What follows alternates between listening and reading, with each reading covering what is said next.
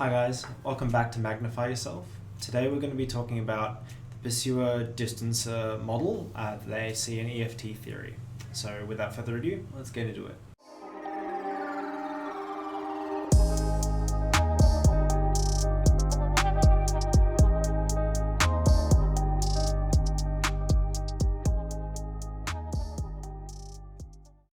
So, what is PursuerDistancer or Pursuer Withdrawal Model? Well, it's an emotionally focused couples therapy or EFT technique that is used to describe the nature of a relationship and how those relationships can get caught in what they call the negative cycle, where two people are kind of circling each other. Now, it applies to couples, but also just to general relationships. When you have some kind of conflict with somebody else, there's generally elements of this, and as we go through, it'll be clearer. But so when you talk about this, generally the pursuer is within one domain. So a domain might be an emotional response or a sexual response or fiscal response, and those different domains vary depending on the relationship, and they vary depending on the person.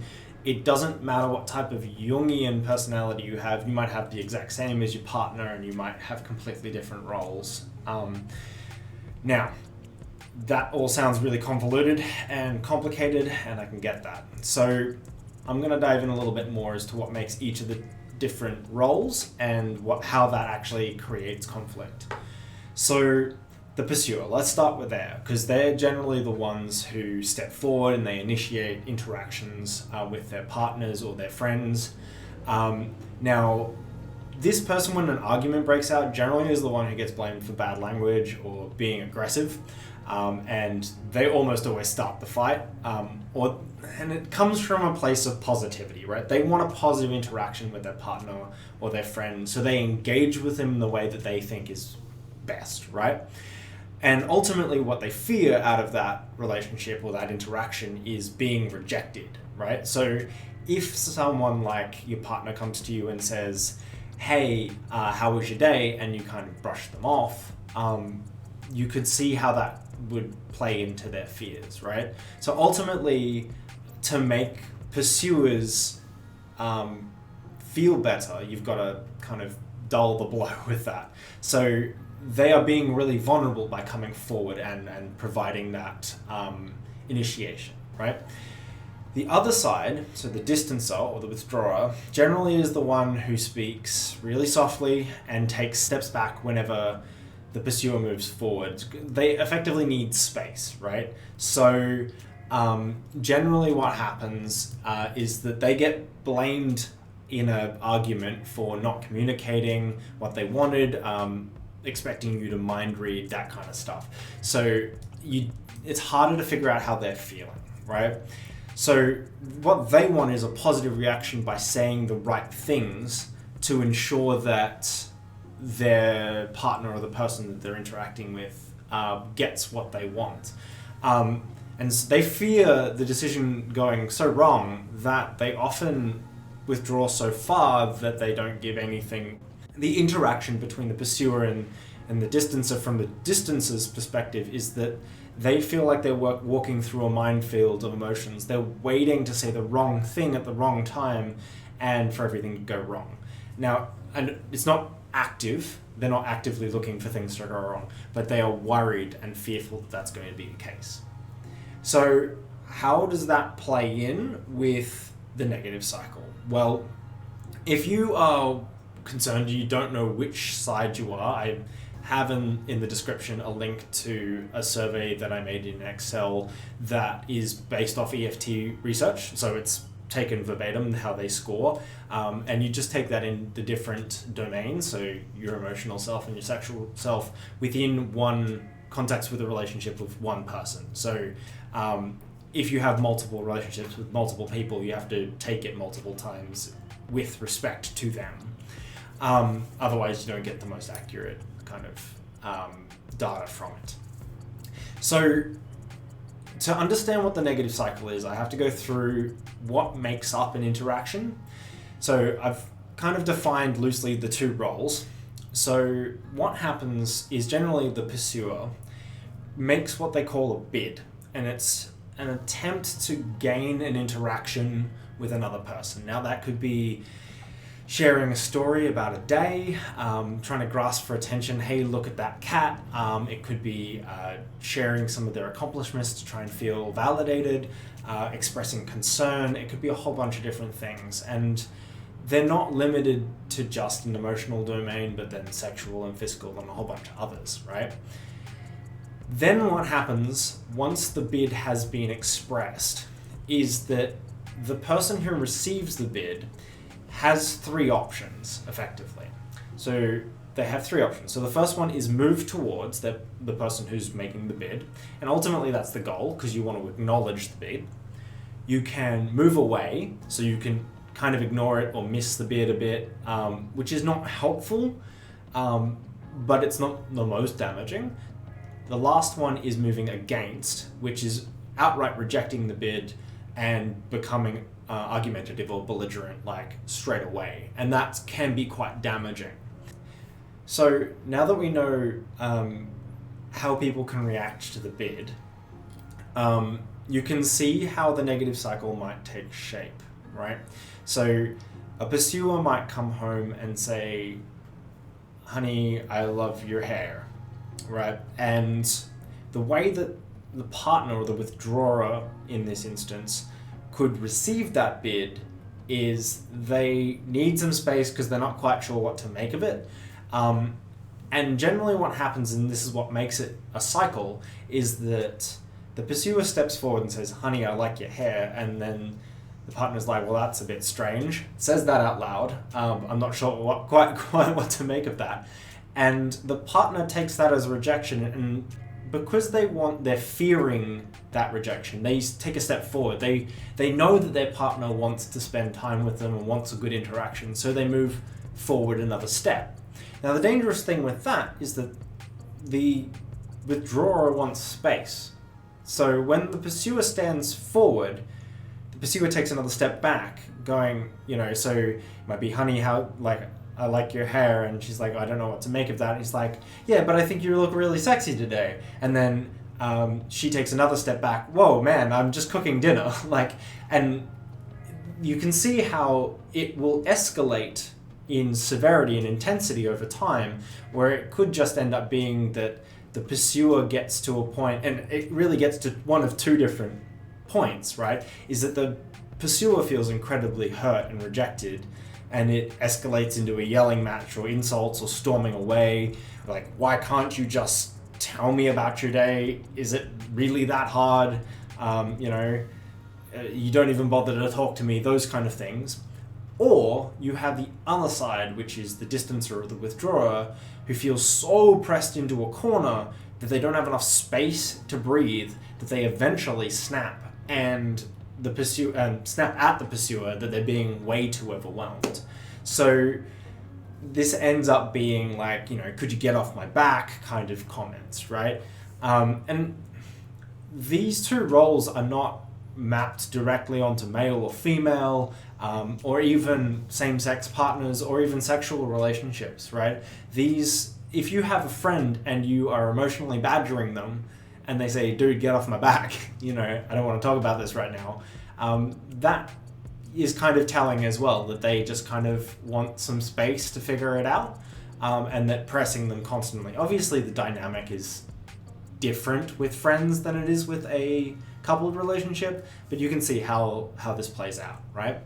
So how do you combat those issues? Well, ultimately what I've learned is that you drop the rope, right? You feel like it's a tug of war, like the pursuer feels like they need to step forward because they're really worried about, being rejected, and the withdrawer is stepping backwards in a hope to get space enough to provide the correct answer. Both of them have good intentions, but they're ultimately jockeying for control over the situation. Now, in a lot of cases, the pursuer is the one with the ability to, well, both of them are, but from my experience, because I'm a pursuer in elements of my relationship, as we all are, I've found that when I feel like I'm labeling my partner as being incredibly withdrawing, it's probably because I'm doing the exact opposite. I'm being incredibly pursuant. So as a pursuer, I need to be mindful to give space, right? So when I feel like I am pushing forward, or I feel like my partner is pushing back, I need to think, oh, I actually just need to give some space so we can figure this out. And on the flip side, as a distancer, what you need to do is you need to communicate a little bit about how you feel without worrying, in a way that satiates the feeling of rejection. You might say, I know how you feel right now, but I'm not really feeling it. Can you give me a little space, right? That might be a way of mitigating some of those things. And there's a couple of techniques that I've learned that I think is really helpful, and that's replacing the words but and why in any of your bids or interactions. So the word but kind of negates everything that comes before it. And if you instead replace it with and in a conversation, so you to typify this, it's like, I love you, but you're being a real pain in the ass. What you really mean is you're being a pain in the ass, but you're trying to soften it by saying, I love you. You can say, I love you, and you're being a pain in the ass. You still love them, right? That is more true to the fact. You are trying to impart how you actually feel about the situation, and it may not even be relevant, the thing that you put before it. So the I love you might not be relevant, right? But the you're being a pain in the ass might be. And obviously bluntness like that is not necessarily helpful, but it gives you an idea, right? You might get a situation like, I appreciate you've had a hard day, but XYZ. That's the same kind of thing, right? If you replace it with and, it gives you more space in the conversation, right? On the other side, as I was saying, the why, it was a hard day is a thing that a partner might come and say to you. And as a pursuer or a detail-orientated person, you might say, why? Why was it hard? Why is a really interesting word because it kind of gives this connotation that you are questioning how they feel and their motives behind why they feel that way. And it sounds like critique when it comes from a partner or you've had a really shit day. So by replacing those why questions with what questions, you are centering the focus more on the other person and saying, please tell me, I'm being empathetic. What is it that is being such a pain for you right now? How can I be here for you, right? Rather than, why are you feeling like that?